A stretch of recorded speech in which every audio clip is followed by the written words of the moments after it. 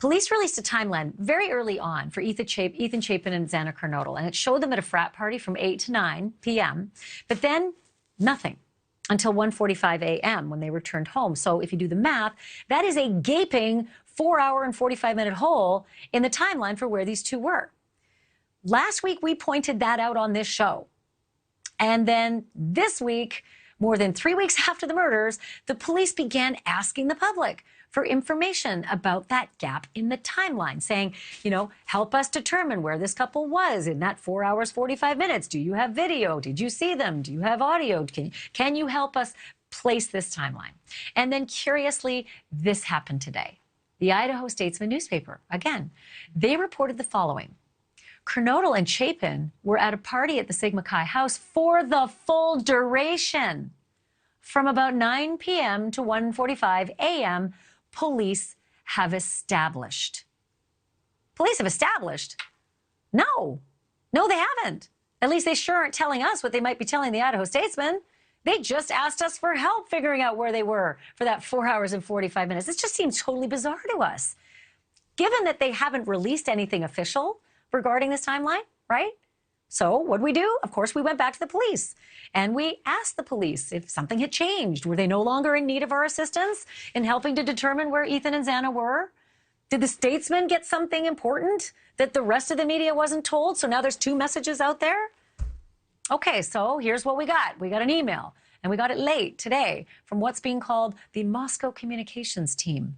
I hadn't heard that before, but that's new. And this is the quote that they gave us. Moving forward, we will not be doing reviews of the case process or answering any questions about previously released information.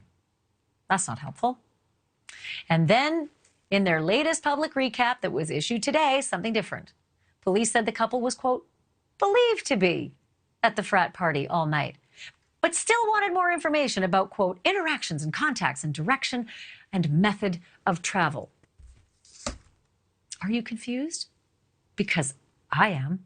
Joining me now is Lauren Matthias, host of the podcast called Hidden True Crime. She's also a former broadcast journalist from East Idaho, and she's been following this case since the beginning with us. Lauren, get me off the ledge.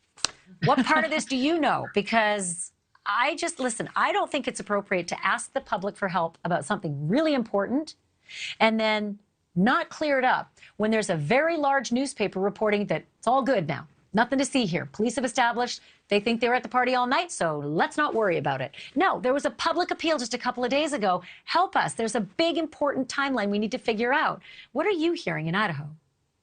Yeah, I want to say not just something really important 4 weeks into the investigation, right? I've talked to a mother.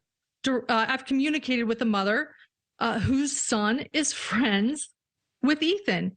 Her son went to the funeral. Her son, she says, also received a text from Ethan around 2, and he felt he was at the Sigma Chi house. Well, that woman called the police and gave him this tip. This was over a week ago, so this could have changed. But then when we spoke, she had not heard from police, and she thought at 2 he was at the Sigma Chi house. You know, here's my question. People want to be confident, right? Parents are desperate for confidence in this investigation. I think the people of Moscow who are afraid of a maniacal killer who's out there, they want to be confident that the police aren't keystone cops in all of this. They want to be confident that maybe it's just a messaging problem, you know, but I don't work there and I don't live there, and I know that you do. Have you had issues with messaging and policing there before? Is this something people shouldn't worry about, even though I think in a situation this serious, this stuff is important? Here's where I think messaging is an issue when it comes to Idaho. Idaho is quite rural. Boise is the largest population. But when everything's typical, I think that they embrace the news. When all of a sudden you have a case that's worldwide and you're not you haven't made an arrest, and it's going to affect the school and admissions. And what are they afraid of?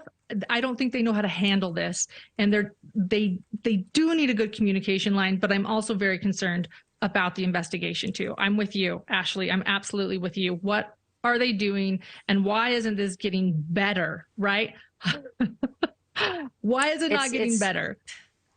Why is it not getting better, right? We're tomorrow it's going to be a month, and that's devastating. It's devastating to the parents, and it's frustrating to the community, and it's upsetting to everybody else who cares deeply about this story and about the lives of these kids, and that there is justice for them. Lauren, Matthias, thank you for that. Really appreciate it.